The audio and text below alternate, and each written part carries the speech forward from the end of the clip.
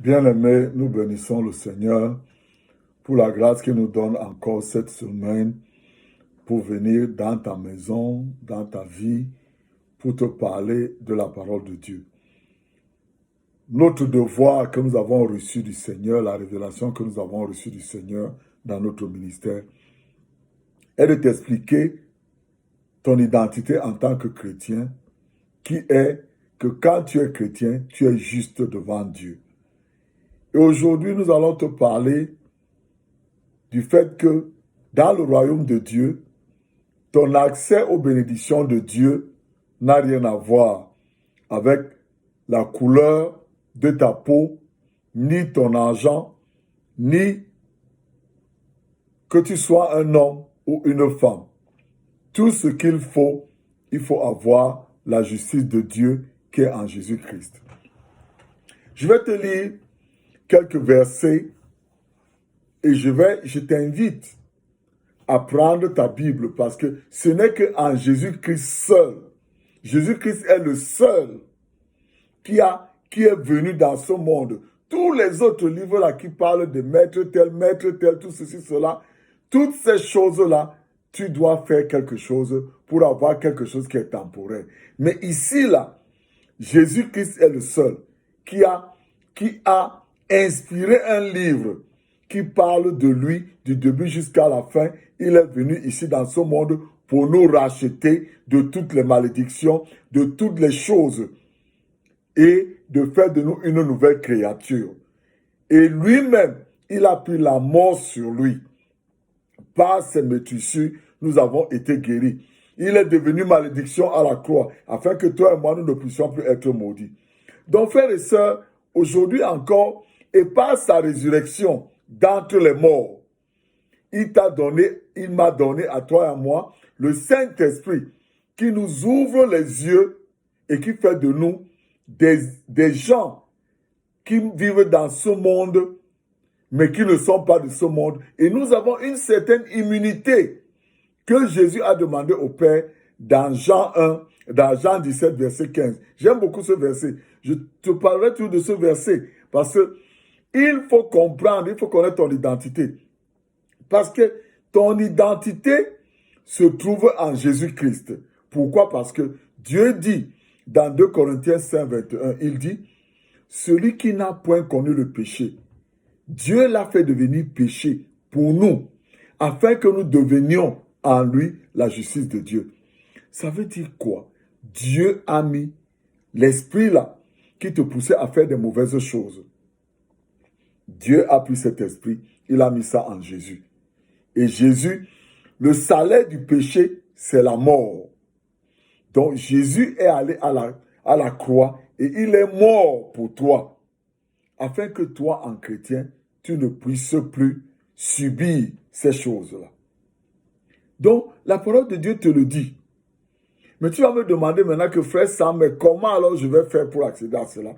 Romains 10, 10 dit, car c'est en croyant du cœur qu'on parvient à la justice et c'est en confessant de la bouche qu'on parvient au salut. Et il va plus loin dire que, en 11, que celui qui croit en lui ne sera jamais confus. Dans la bonne version, il dit que celui qui croit en lui ne va jamais connaître la honte. Frères et sœurs, nous vivons dans ce monde aujourd'hui. Mais toutes les choses qui se passent au monde aujourd'hui, les calamités, toutes ces choses-là, Jésus nous avait averti que ces choses-là vont arriver. Mais nous avait dit que comme nous sommes en lui, lui, il a triomphé de ces choses. Voilà pourquoi la parole de Dieu dit encore ici, là, dans Romains 14, verset 17, que car le royaume de Dieu n'est pas le manger et le boire, mais la justice, la paix et la joie par le Saint-Esprit. Pourquoi c'est par le Saint-Esprit? Parce que tu ne peux pas recevoir le Saint-Esprit si tu n'as pas accepté Jésus-Christ comme ton sauveur personnel. Quand tu as accepté Jésus-Christ comme ton sauveur personnel, maintenant, tu reçois son esprit. Et maintenant, quand il y a des choses qui se passent, l'Esprit de Dieu vient te dire que non. Ça ne va pas t'attaquer. Ça ne veut pas te toucher. Même si tu entends les symptômes dans ton corps, ouvre ta bouche. Déclare que des meurtrissures de Jésus ont été guéris. Même si c'est comment? C'est-à-dire, le Saint-Esprit travaille en toi et c'est le Saint-Esprit qui t'enseigne que tu es juste devant Dieu. Et le même Saint-Esprit te donne la paix dans ton cœur. Parce que regarde, frères et sœurs, la plupart du temps, les gens prennent des décisions sous la pression de la peur. Et toute décision que tu prends, quand ton cœur n'est pas en paix, est une mauvaise décision. Je répète encore, toute décision que tu prends, quand tu es en colère, ou alors ton cœur, tu te réveilles la nuit, tu as peur, tout ça là, tu prends une décision, c'est une mauvaise décision. Il faut un cœur qui a la paix. Et la seule paix que ton cœur peut recevoir, c'est la paix que le Saint-Esprit te donne.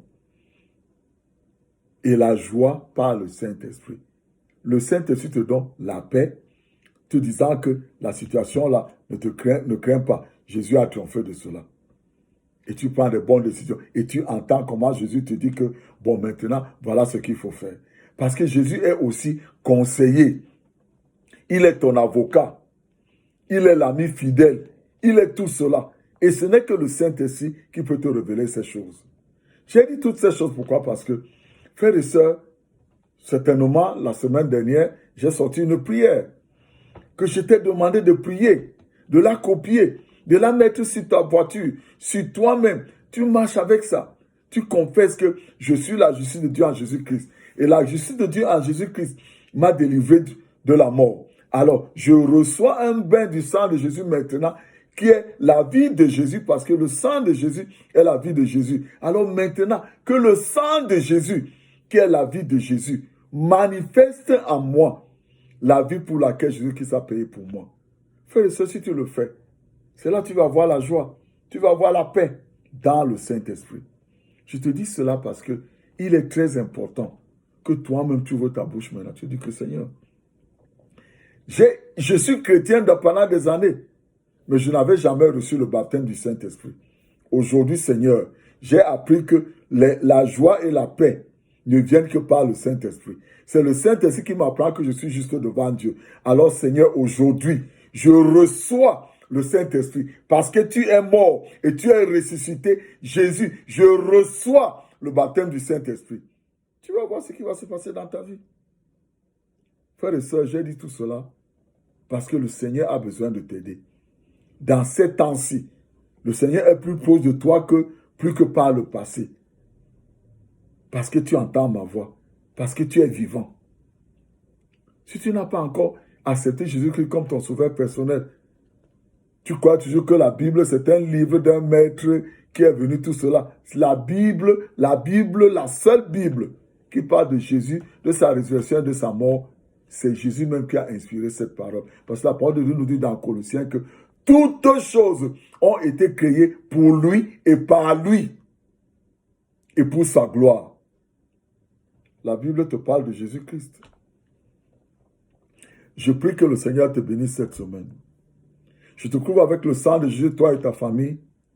Et n'oublie pas, déclare ton identité. C'est ton identité. Ce n'est pas ton argent. Ce n'est pas la couleur de ta peau.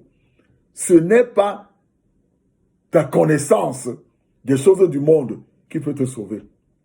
Mais si Jésus est avec toi, même si tu es docteur, même si tu es savant, tout ce que tu fais, tu vas voir que tu vas exceller dans tout ce que tu fais. Que le Seigneur te bénisse cette semaine. Je prie que le sang de Jésus te couvre et te protège, toi et ta famille, au nom de Jésus.